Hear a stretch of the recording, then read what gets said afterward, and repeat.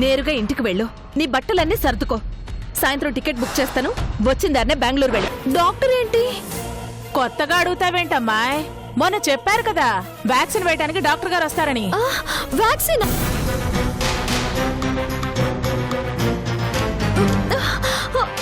కస్తూరి,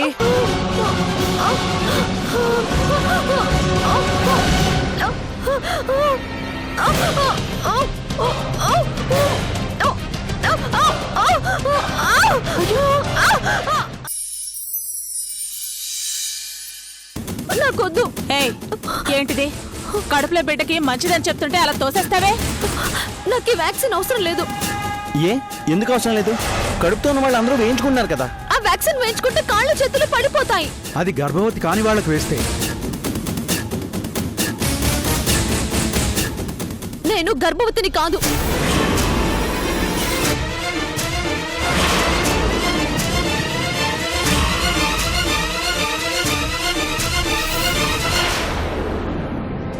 ఏయ్, ఏం మాట్లాడుతున్నావు?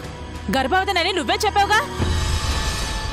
అప్పుడు అలా చెప్పాను, కానీ ఇప్పుడు కాదు. అప్పుడొక మాట ఇప్పుడొక మాట చెప్పడానికి ఇదేమైనా ఆట అనుకున్నావా? తనకి ఆటే అత్తయ్యా.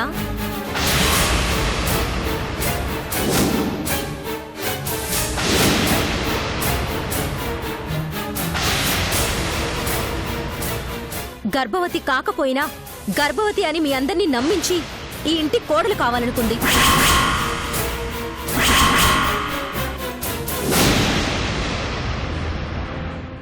అబద్ధాలతో మీ ఇద్దరిని నమ్మించి ఈ ఇంటి కోడలు కావాలని చూసింది.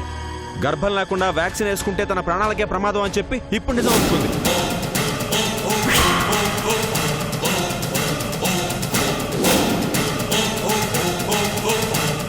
ఎంత ధైర్యమే నీకు? అబద్ధం చెప్పి నన్ను నా బిడ్డని మోసం చేస్తావా? ఇప్పుడేంటి? తనొచ్చిన దగ్గర నుంచి చెప్పింది ప్రతిదీ అబద్ధమే.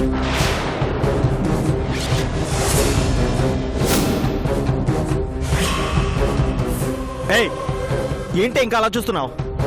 గర్భవతిని చెప్పి నన్ను మా అమ్మని మోసం చేసి పెళ్లి చేసుకోవాలని చూస్తావా? మర్యాదగా పో బయటికి.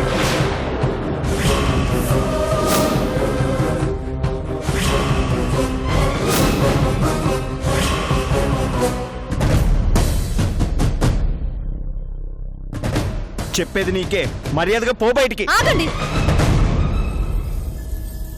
తను చెప్పటం మీరు అరవటం అంతేనా? నేనేం చెప్తానో వినరా?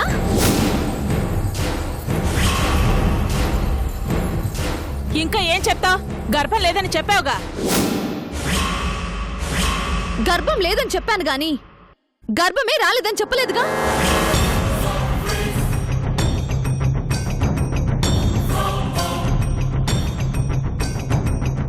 వచ్చిన దగ్గర నుంచి గౌరీతో అమ్మ అని పిలిపించుకోవాలని ఎంతగానో ప్రయత్నిస్తున్నాను. ఎందుకంటే గౌరీయే నా బిడ్డ అనుకున్నాను కాబట్టి.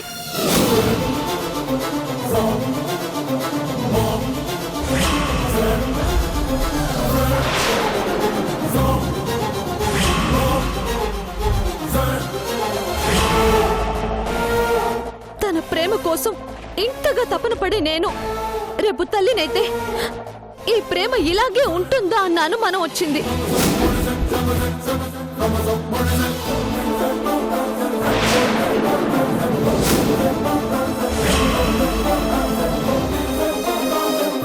కడుపుతో ఉన్నానని తెలిసిన దగ్గర నుంచి పాప పలుకునప్పుడల్లా నువ్వు పలికేదేంటి?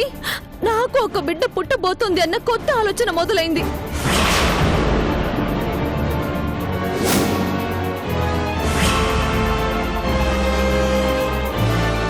ఆ ఆలోచన పాపకి నన్ను దూరం చేస్తుంది. ఆ తర్వాత సంజయ్ని నాకు దూరం చేస్తుందని అర్థమైంది. అందుకే ఒక నిర్ణయం తీసుకున్నాను.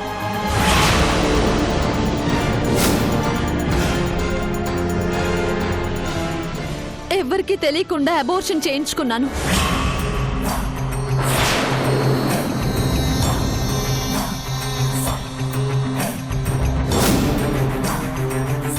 కస్తూరి అమాయకురాలన్న చిన్న సానుభూతి సంపాదించుకుంది. ఈ ప్లాన్ ఏమాత్రం ఫెయిల్ అయినా ఆ సానుభూతి అభిమానంగా మారే ప్రమాదం ఉంది.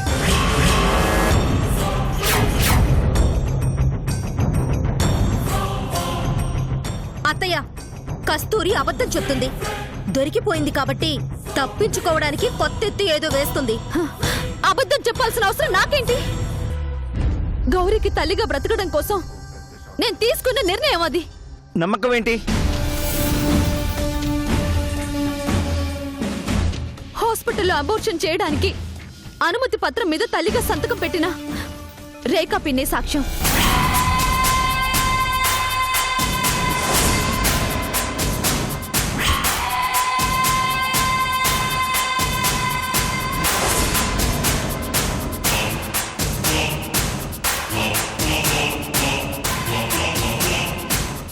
నాకు అబోర్షన్ చేసిన డాక్టరే సాక్ష్యం.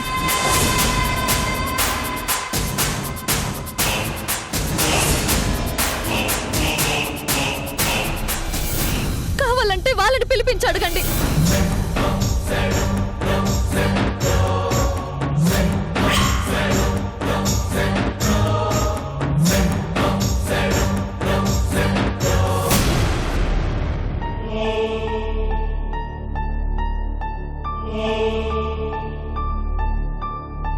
రేఖా, కస్తూరి చెప్పేది నిజమేనా?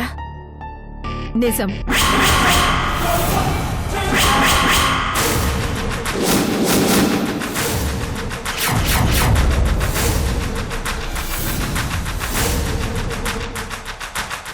ఏంట్రేకా ఇది? నువ్వు కూడా తనకి సపోర్ట్ చేస్తున్నావా? నిజం అదే అయినప్పుడు సపోర్ట్ చేయడంలో తప్పేముంది? గౌరీ కోసం తను అబార్షన్ చేయించుకున్నా అంటుంది అత్తయ్య. చేయించుకుందిరా. నీ మీద ప్రేమతో, నీ బిడ్డకి తల్లి కావాలన్న ఆశతో మిమ్మల్ని వేరు చేసే తన బిడ్డ తను వద్దనుకుంది. అందుకు సాక్ష్యం ఈ డాక్టర్ గారే. అవునండి, రేఖ గారు ఎంత వద్దంటున్నా వినకుండా ఈ అమ్మాయి అబార్షన్ చేయించుకుంది.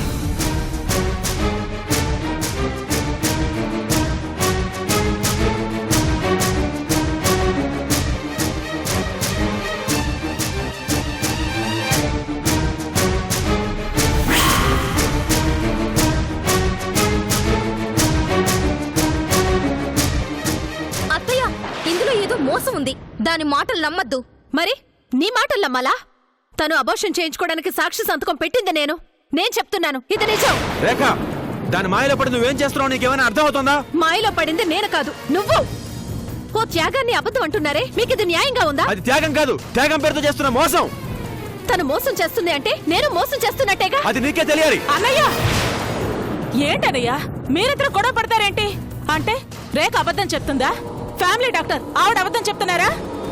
నా మనవరాలి కోసం ఇంత త్యాగం చేసినా తన త్యాగాన్ని మీరెవరూ అవమానించద్దు.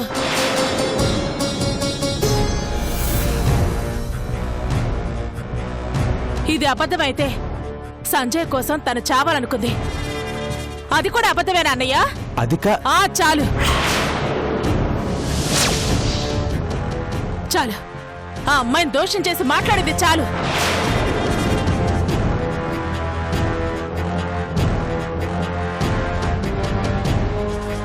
ఓ అబద్ధన నిజం నమ్మిన తర్వాత ఇక మీ అందరికీ ఏం చెప్పినా అర్థం కాదు. అబద్ధమేంటో నిజమేంటో త్వరలో మీకే తెలుస్తుంది. శిరీష,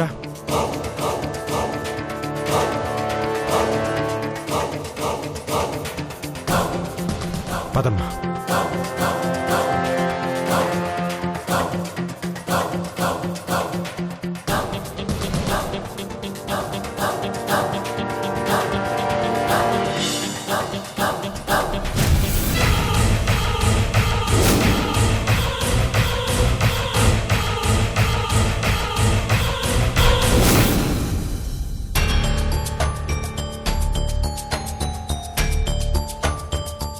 ఇక్కడే.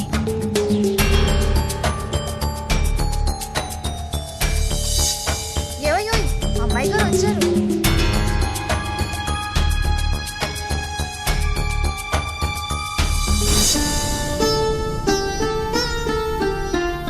ఇదిగో ఈ ఇంట్లోనే ఉంటున్నాను. ఈ ఇంట్లోనా? శిరీష, ఈ ఇంట్లో ఎలా ఉంటున్నావమ్మా? వీళ్ళుండగా నేనుండలేనా అంకుల్? ఎటు వెళ్లాలో దిక్కు తెలియని టైంలో నాకు ఆశ్రయం ఇచ్చిన ఇల్లిది. అమ్మా నాన్నలా ఆదరించిన వాళ్ళు వీళ్ళు. కానీ అంత ఎంత బతుకు బతికి నువ్వు అలా బ్రతికినా ఇలా బ్రతికినా బ్రతుకు బ్రతికే కదా అంకుల్. నాకు ఆ బ్రతుకు కన్నా ఈ బ్రతికే బాగుంది. కష్టముంది, సంతోషముంది, ముఖ్యంగా దేన్నైనా సమానంగా పంచుకునే ఇలాంటి మనుషులున్నారు. నాకది చాలు. నిజమేనమ్మా, మనకు అందదు కాబట్టి ఆకాశం అందంగానే కనిపిస్తుంది, కానీ నిలబడ్డానికి పనికిరాదు. అదే నేల నిలబడ్డానికే కాదు, బతకడానికి కూడా పనికొస్తుంది. అమ్మాయి గారిని అర్ధరాత్రి పూట బయటికి పంపించలేక ఇంటికి తీసుకొచ్చాం. అది మీ మంచితనం బాబు. ఆ అమ్మాయి గారు కూడా మాలో కలిసిపోయారండి. ఈ ఇరుకులోనే సర్దుకుని పడుకుంటున్నారు. మీ గదులు ఇరుగ్గా ఉంటాయి గాని అవి జీవితాన్ని నేర్పిస్తాయమ్మా.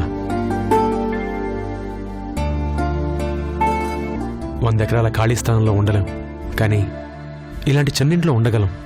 బహుశా అందుకేనేమో ఇలాంటి చిన్న చిన్న ఇళ్లలోంచే ఎంతోమంది గొప్ప గొప్ప వాళ్ళు పైకొచ్చారు.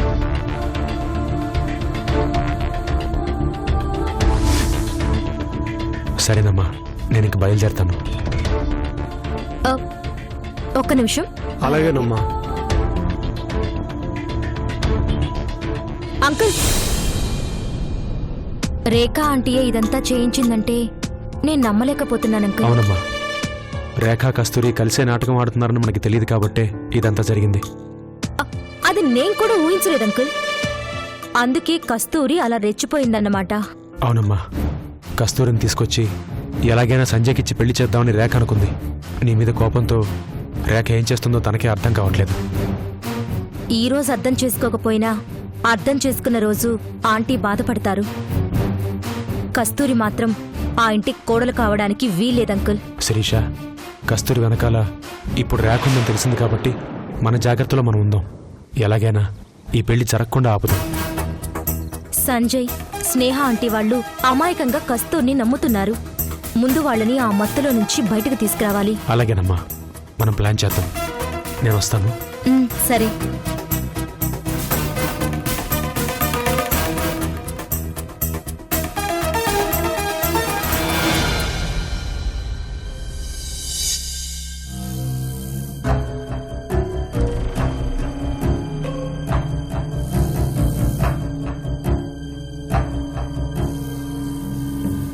కస్తూరి,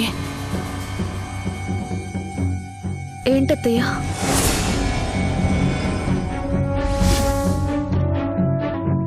అసలేంటి నువ్వు? మనుషులకు అర్థం కావా? గాలిలాగా ఎగిరెగిరి పడుతుంటా, అంతలోనే ఆకాశంలాగా అంతెత్తున ఎగిరి పడతా.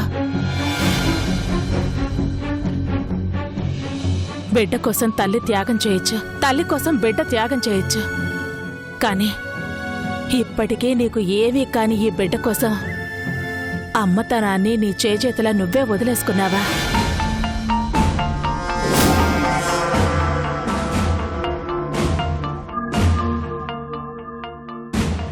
ఏ ఆడది చేస్తుందమ్మా ఇంత త్యాగం? ఆడదంటేనే అమ్మ. ఆ అమ్మతనం కోసమే ప్రతి ఆడది పరితపిస్తుంది. అలాంటిది నా మనవరాలి కోసం వదిలేసుకున్నావా? అమ్మతనాన్నే వదిలేసుకున్నావా? నాకు ఆయన ఇష్టం, ఆయన భార్య కావడం ఇష్టం. ఆయనకిష్టమైన ప్రతిదీ నాకిష్టం. రేపెప్పుడైనా మా మధ్య దూరాన్ని తీసుకురాగలిగేది, నాది అన్న స్వార్థాన్ని కలిగించగలిగేది నా కడుపులో ఉన్న బిడ్డే.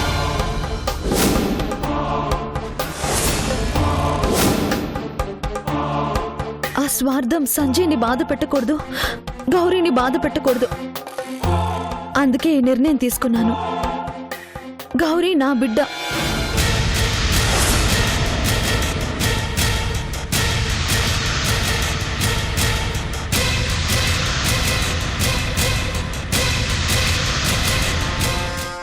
నేను సరిగ్గా అర్థం చేసుకోలేకపోయాను కస్తూరి. నన్ను ప్రేమిస్తున్నావని తెలుసు కానీ నా ఇష్టం కోసం ఆడదానిగా నీ ఇష్టాన్ని చంపుకునేంత ప్రేమ ఉందని నాకు ఈరోజే అర్థమైంది.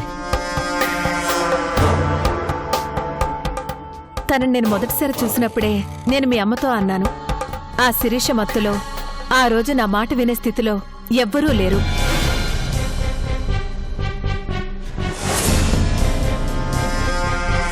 అసలు ఒక అమ్మాయి తను ప్రేమించిన మనిషి కోసం తన కుటుంబాన్నే కాదనుకుని ఇంత దూరం వచ్చి ఈ కుటుంబంలో ఒకటి కావాలని తపన పడుతుందంటే అంతకన్నా కావాల్సిందేముంది? అంతకన్నా తన ప్రేమకు నిదర్శనమేముంది? అవును రేఖ, చూడగానే నువ్వు తన్ని అర్థం చేసుకున్నంతగా నేను అర్థం చేసుకోలేకపోయాను.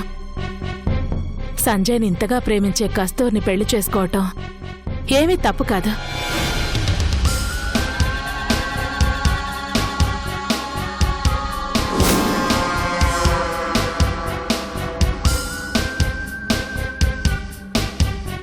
నా ఉద్దేశం కూడా అదేనమ్మా. నాకు భార్య కావాలని, నేను ఎవరిని పెళ్లి చేసుకోవాలని అనుకోలేదు. గౌరికి తల్లి కావాలనుకున్నాను.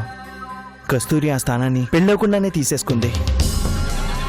తీసుకుంది అంటే దాని ప్రేమలో నిజముంది, నిజాయితీ ఉంది. నిస్వార్థమైన ప్రేమ కన్నా ప్రపంచంలో గొప్ప ప్రేమే ఉంటుంది. కస్తూరిది అలాంటి ప్రేమని ఈ రోజు అందరికీ అర్థమైందిగా. ఇంకా ఆలోచించాల్సింది పెళ్లి గురించే. నేను కాఫీ తీసుకొస్తాను రేఖ. నేను తెస్తానత్తయ్య. ఏది ఆ రోజు కారంతో చేసిందా అదా? ఆ, వద్దులే, నేనే తెస్తాను.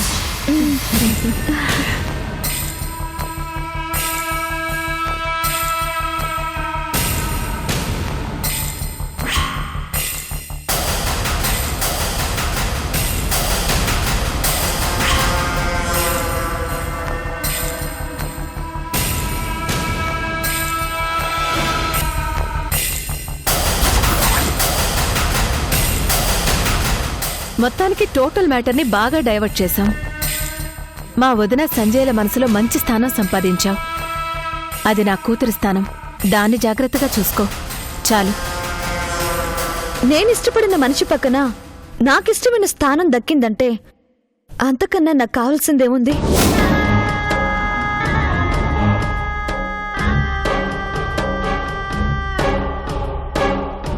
ఎట్టి పరిస్థితుల్లో ఆ స్థానాన్ని పోగొట్టుకొను పిన్ని. పోగొట్టుకోవాలని నీకుండదు, కానీ ఆ శిరీష ఊరికే ఉండదుగా. దాని ప్రయత్నం అది చేస్తుంది.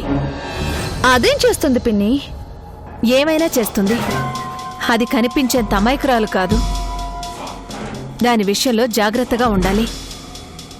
అది ఎంత తెలివైందైనా నాకన్నా తెలివైంది కాదు అని ఈ పాటికి అర్థమై ఉంటుంది. మన మీద మనకి నమ్మకం ఉండాలి, కానీ స్థాయిని మించి ఉంది అంటే నష్టం కూడా మనకే.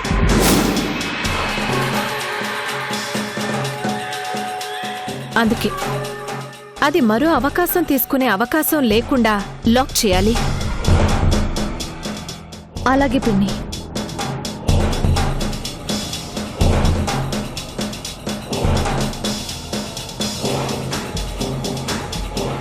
ఆ కాఫీ తీసుకో. అత్తే, థ్యాంక్స్ అత్తే.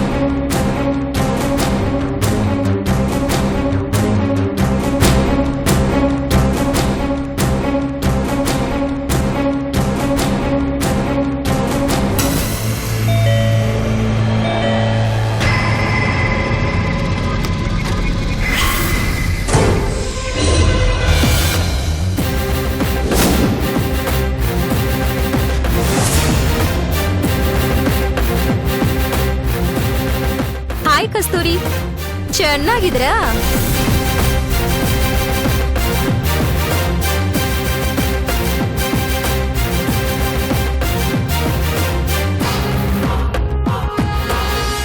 ఏంటి ఎవరు కనిపించడం లేదు? అవునులే, పెళ్ళి కదా, ఎవరి పనుల్లో వాళ్ళు బిజీగా ఉండుంటారు.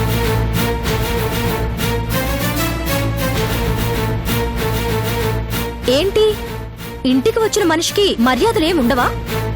లోపలికి రమ్మనటం, కాఫీ ఇవ్వడం ఇలాంటివేముండవా? అరే, టెన్షన్ పడుకు కస్తూరి. ఇప్పుడు ఏమైంది? నన్ను చూడగానే నేనేదో నీ పెళ్ళాపడానికి వచ్చినట్టు అలా కంగారు పడితే ఎలా? కూల్. ఎవరమ్మా ఎవరో వచ్చినట్టుగారు?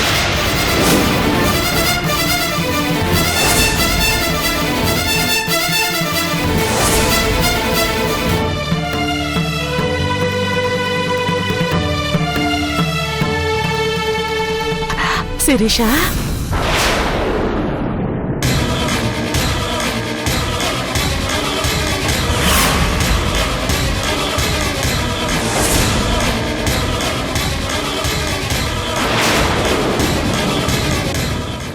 నువ్వా?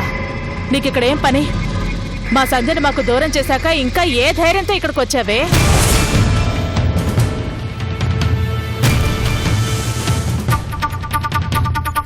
అమ్మా, గౌరీ, నానమ్మ వదిలేనమ్మా. ఆగు. నేను వదిలేనమ్మా. వద్దు. నేను అమ్మ దగ్గరికి వెళ్తాను. నానమ్మ నన్ను వదిలేనమ్మా. గౌరీ, నానమ్మ నన్ను వదిలేనమ్మా. నానమ్మ నన్ను వదిలేనమ్మా. నానమ్మ నన్ను వదిలేనమ్మా. నానమ్మ నన్ను వదిలేనమ్మా. అమ్మా, నన్ను వదిలేనమ్మా. ఏయ్, నోరు మూసుకోమని చెప్పానా? అయ్యయ్యో, నేనేదో మీ ఇంటికొద్దామనో మిమ్మల్ని ఇబ్బంది పెట్టాలనో రాలేదు. మరెందుకు వచ్చినట్లు? ఇంకా ఈ ఇంటితో ఈ మనుషులతో నీకేం పని? పర్లేదులేండి, ఈరోజు మీకు ఏమీ కాకపోయినా ఒకప్పుడు ఆయనదాన్ననే అనుకున్నారుగా. అందుకే సంజయ్ పెళ్ళని తెలిసి విష్ చేసి పోదామని వచ్చాను. వచ్చావుగా, నీ విషయస్ ఏదో నాతో చెప్పావుగా. చాలు, ఇంకా బయలుదేరు. హే, హాయ్ సంజయ్.